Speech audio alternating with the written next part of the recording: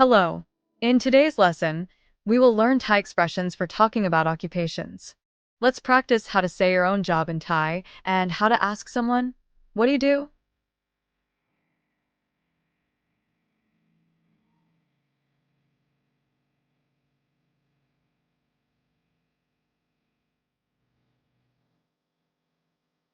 What do you do?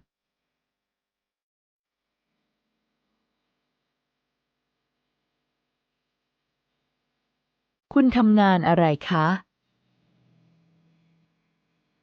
คุณทำงานอะไรคะ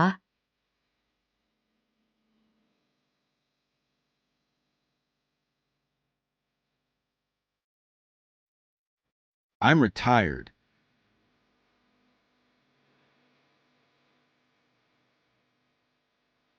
ผมเกษียณแล้วครับ ผมเกษียณแล้วครับ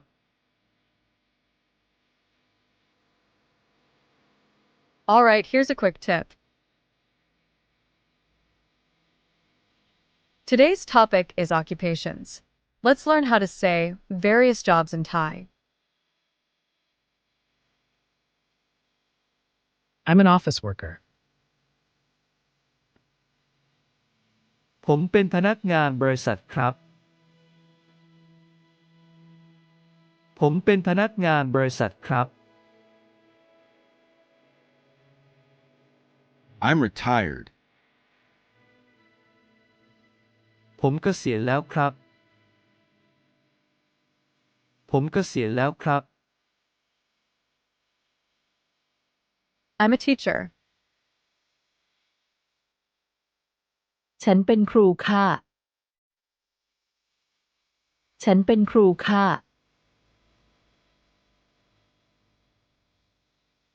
I'm a doctor. ผมเป็นหมอครับ ผมเป็นหมอครับ I'm a nurse. ฉันเป็นพยาบาลค่ะ ฉันเป็นพยาบาลค่ะ I'm a police officer. ผมเป็นตำรวจครับ ผมเป็นตำรวจครับ I'm a housewife. ฉันเป็นแม่บ้านค่ะ ฉันเป็นแม่บ้านค่ะ I'm an engineer. ผมเป็นวิศวกรครับ ผมเป็นวิศวกรครับ I'm a government employee. ฉันเป็นข้าราชการค่ะ ฉันเป็นข้าราชการค่ะ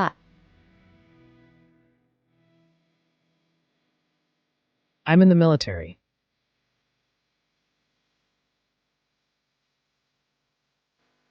ผมเป็นทหารครับ ผมเป็นทหารครับ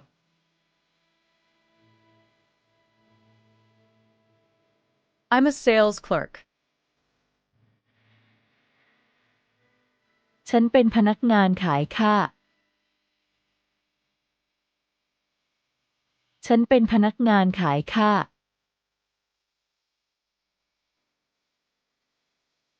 I'm a cook. ผมเป็นพ่อครัวครับ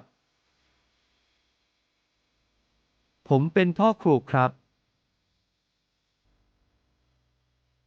I'm a barber. ฉันเป็นช่างตัดผมค่ะ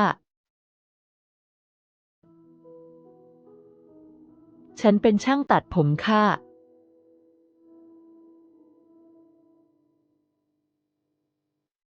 I'm a lawyer. ผมเป็นทนายความครับ ผมเป็นทนายความครับ I'm an office clerk. ฉันเป็นเจ้าหน้าที่ธุรการค่ะ ฉันเป็นเจ้าหน้าที่ธุรการค่ะ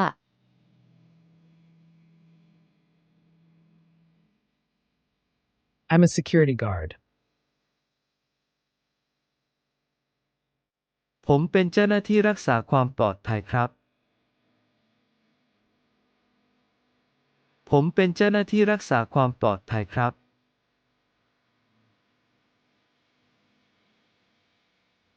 I'm a driver.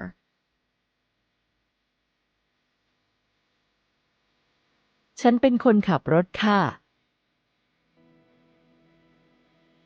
ฉันเป็นคนขับรถค่ะ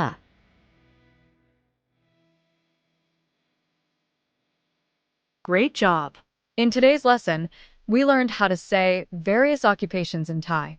Try saying your own job in Thai. See you again in the next lesson.